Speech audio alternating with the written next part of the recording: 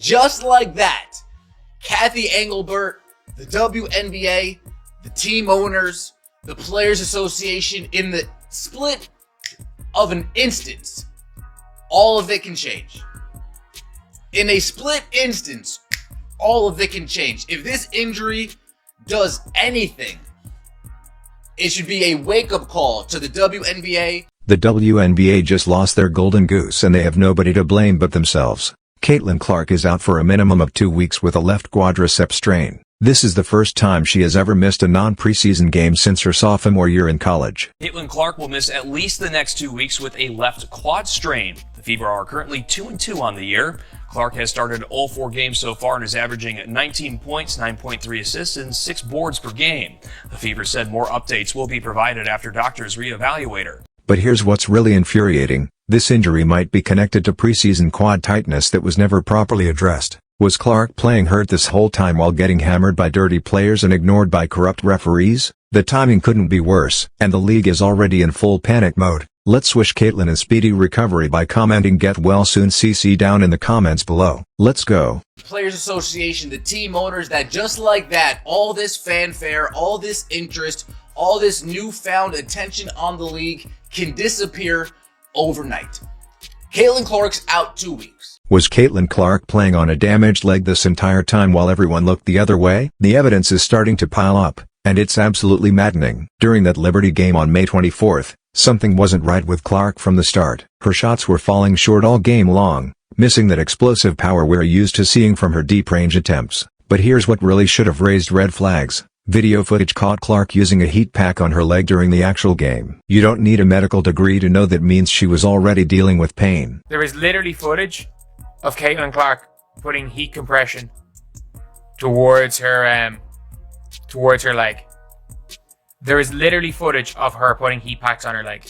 There is new footage of her heating up her quad when she's playing. Coach Stephanie White admitted after the MRI results came back that she wasn't even sure exactly when Clark got injured. Think about that for a second. The team only found out something was seriously wrong when they got a message after the game. White said, "I'm glad that she did because we need to nip this in the bud," referring to Clark finally speaking up about her discomfort. That tells you everything you need to know about how Clark was hiding her pain. I'm at the game. Caitlin Clark does not look right on the sideline. Caitlin Clark is coming out. She has heat compression on her quad. She was playing injured. And ironically, that is probably the best case scenario. That is probably the best thing. And a lot of people are like, oh, it's a bad thing. And trust me on this, it is probably the best case scenario that she's been actually playing through this and she was able to play through this fine. Let's be real about what happened here. This wasn't some freak accident during the Liberty game. Clark missed the Fever's preseason opener because of left quad tightness, and now she's got another quad injury in the exact same leg. The team keeps saying this new injury is separate from the preseason issue, but come on, when the same muscle group fails twice in the same season, that's not a coincidence, that's a pattern. Maybe this will be the wake-up call that the NBA needs to clean up the officiating, to actually show that they appreciate this golden goose that has landed in their lap that goes by the name of Caitlin Clark. It's been so long where we've just seen this girl getting beat up in games. We see her get grabbed, hacked, bumped into, knocked on the floor. There's never any whistles from her. Here's what makes this whole situation even more infuriating. Clark has been getting hammered by physical play for 2 straight years. From her rookie season through the first few games of this year, defenders have been allowed to grab her, bump her off screens, and deliver hard fouls with minimal consequences from referees. Every game, she's absorbing contact that would get flagged for other players. The targeting has been obvious, and the officials have done nothing to protect their biggest star. What was that play? Oh my god, this is rigged. This is rigged. She got yanked, fell on her hip.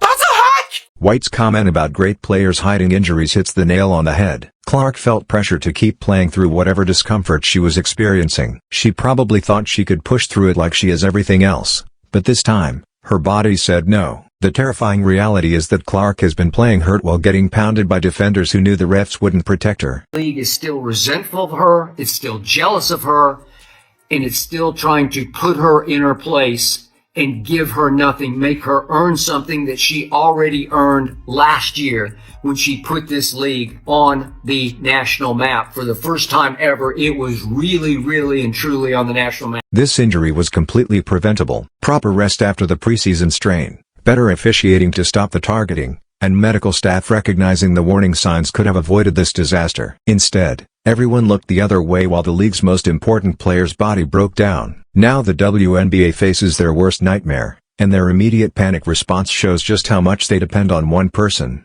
Caitlin Clark, somebody who was responsible for 26.5 of all WNBA economic activity last season, including revenue from merchandise, ticket sales, and television, is out for a minimum of 2 weeks. Minimum of 2 weeks, more like 4 to 6 weeks.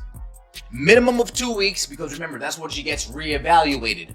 More like 4 to 6 weeks. Within hours of the injury announcement, the WNBA's worst nightmare became reality. League executives who had been riding high on Clark's popularity suddenly faced the terrifying prospect of empty arenas and plummeting ratings. The panic was immediate and visible. Teams that had gambled big on Clark's drawing power were now staring at potential financial disasters. I'm already seeing people saying, I'm taking a break. I'm already seeing people say, I'll be back in a little bit. These numbers are going to go down. The owners are going to walk into those negotiation rooms feeling themselves. Shout out to Beyonce. I'm feeling myself. I'm feeling myself. I'm feeling my...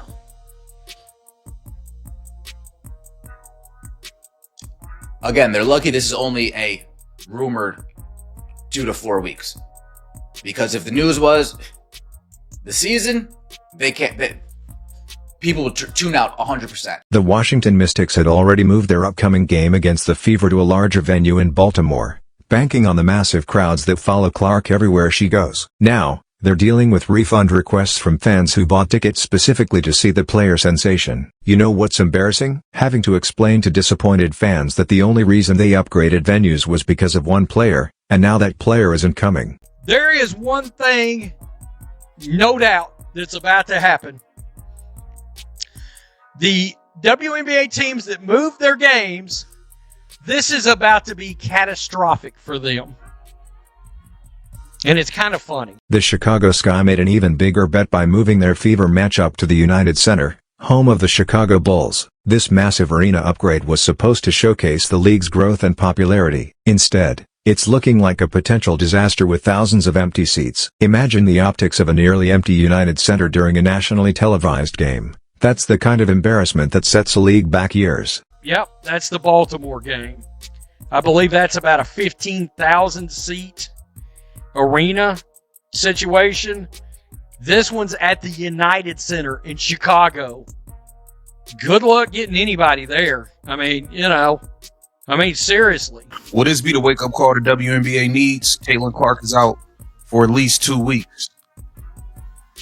Now, we are going to see what you guys, not just Indiana Fever, we're going to see what type of numbers this league can churn over without her. A lot of you are like, this is perfect. All right, because the WNBA accused the fandom and gave validity to some online trolls. Oh, by the way, I wonder if the WNBA has given validity to some other online trolls. There are people celebrating Caitlin Clark's injury. There are people celebrating Caitlin Clark's injury. And these are all people that are in the we don't hate Caitlin Clark, we just hate her fans crew. No, they don't. They hate Caitlin Clark. They say we hate her fans just so that they can have an excuse. They hate her. They hate her. You have got people out here wishing ACL injuries on Caitlin Clark. You have got people out here celebrating. Like, if you look at the quote tweets of the Indiana Fever tweeting Caitlin Clark got injured, the amount of celebratory tweets you've seen, the amount of celebratory tweets, and like people like celebrating that she got hurt. And the only reason I have to say it is that side of the fan base people are being told that does not exist, that does not happen. And it's clear as day because it's public. You've got the media out here. Again, Elle Duncan has gone full on unhinged, it seems. Like, obviously, Caitlin Clark fans have called out some of her stuff, so now she's gone fully, it seems like she's fully gone gone anti-Caitlin Clark fans. She's gone and attacked them. She's gone on a tirade. The difference is that one of them are called, like one group are called the scum of the earth. And because of that one group, every single person that is a fan of Caitlin Clark is called by the media not too far off the scum of the earth. And one group is, according to the media, not real. This is not real. This did not happen. None of this is real. So that's just my opinion on this all. My opinion on all of this is that everything's wrong. Like, all of this is wrong. Everything when it comes to the WNBA media is just crazy. I think so. I think that's the advantage of our depth, right? And we, Sophie had injury early, as well. I think it's the advantage of us, the depth that we added in the offseason, that we're equipped. Certainly we'd rather have it early than late. It's a great opportunity for our team to find an identity.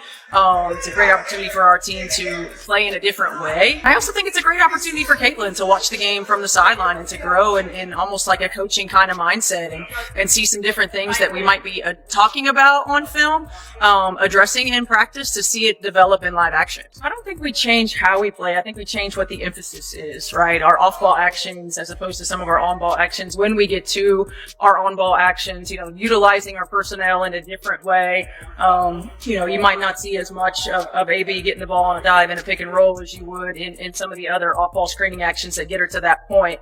Or where our shots come from. A lot of times with C and the ball in our hands, our shots are coming above the break. Right now, we might get the ball moving inline to inline when we're moving it side to side. So I don't think it changes how we play. I think it just changes the emphasis on the actions that we get to. But there's so many things when you think about Caitlin and her not wanting to miss games. Obviously, she's a competitor and wants to play. Obviously, everyone wants to watch her play. But for me, it's maintaining perspective, right? It's making sure that we address this in a way that doesn't affect long term, that we take care of it. Don't over push, don't overexert, making sure that we take the long game approach to this, so that we're not having lingering issues throughout the course of the season. And I'm glad that, sometimes great players don't tell you when they're hurting. I'm glad that she did, because we need to nip this in the bud.